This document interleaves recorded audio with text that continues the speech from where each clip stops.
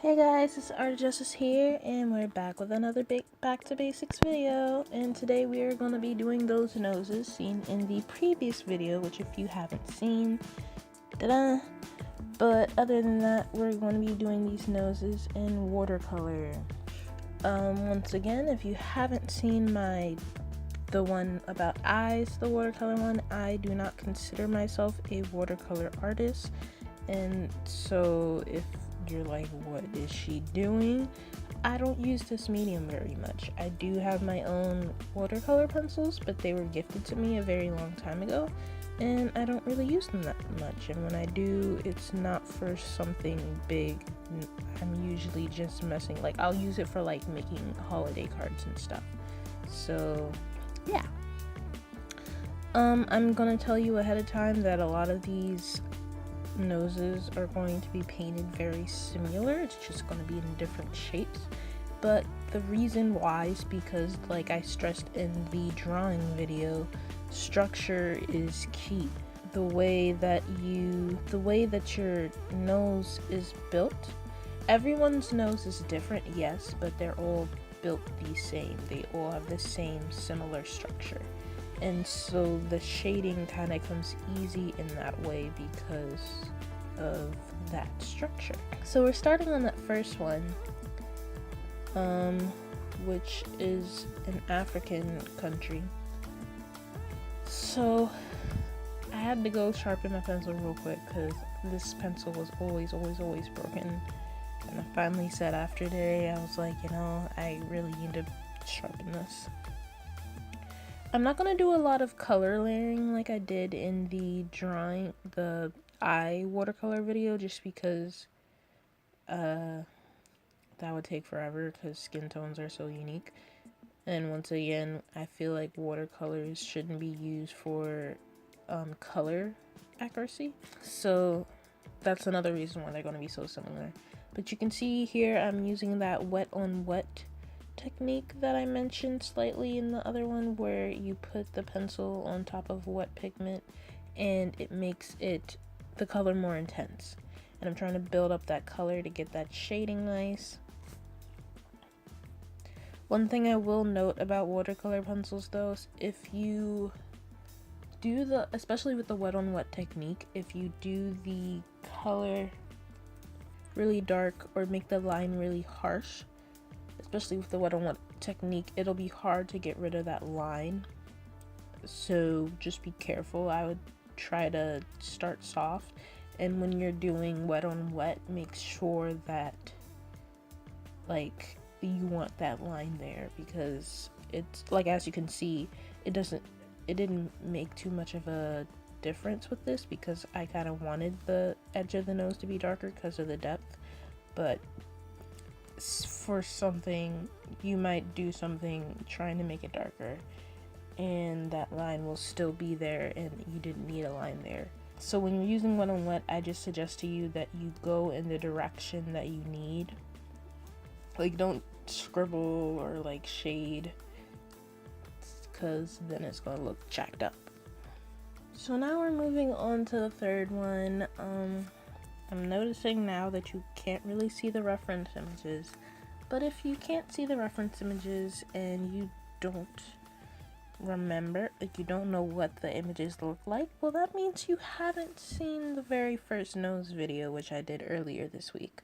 So you should go check that out. I also will be linking the Pinterest board in the description box so that anyone can go look at these, use them themselves, and practice on them.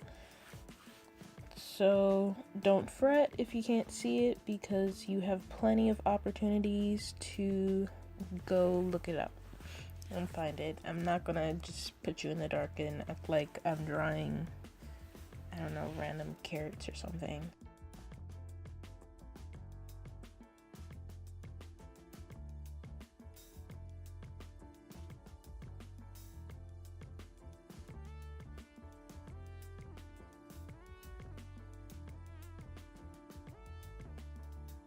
Again, using that tissue, which I always stress when you're doing anything other than drawing, to have a tissue to help help prevent mistakes when you get overly heavy with the water.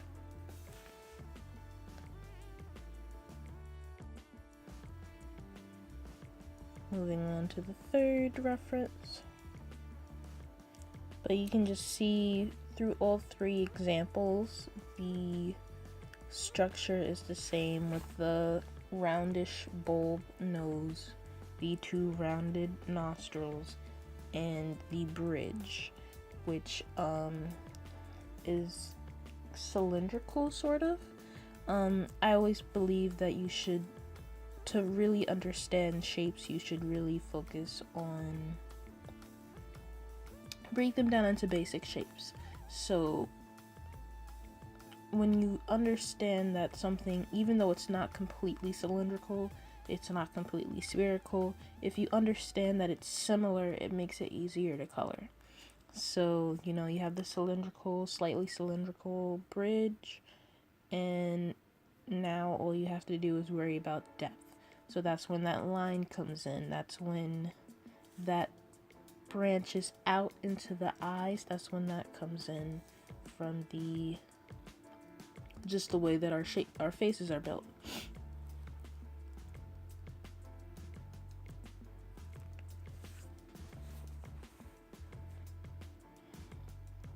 Now we're gonna move on to that fifth nose. Well, actually, the fourth reference nose, the fifth nose overall, because I did the style as my first one.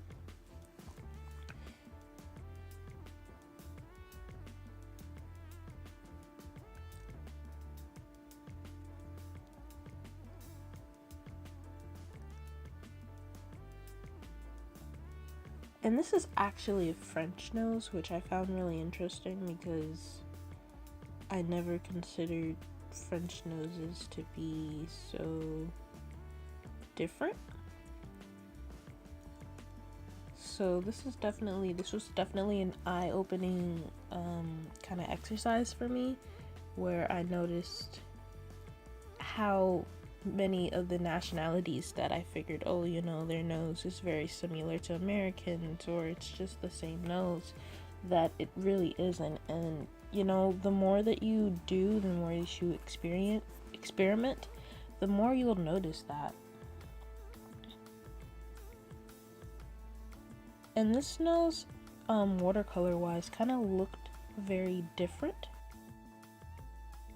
than the other ones, just because it was like a complete, while the basis, the structure that I keep mentioning is still there, it's very, very different. And it's so different that I really like how different it is. Like, it just looks so much different from the other noses that I painted on here today. And it's just like, that's what you want to strive for, being unique. Now I'm doing that side nose, leaving that rim because the light is shining in front on the other side of the face that we can't see. It's creating that rim there. There's also a slightly lighter spot around the nostril.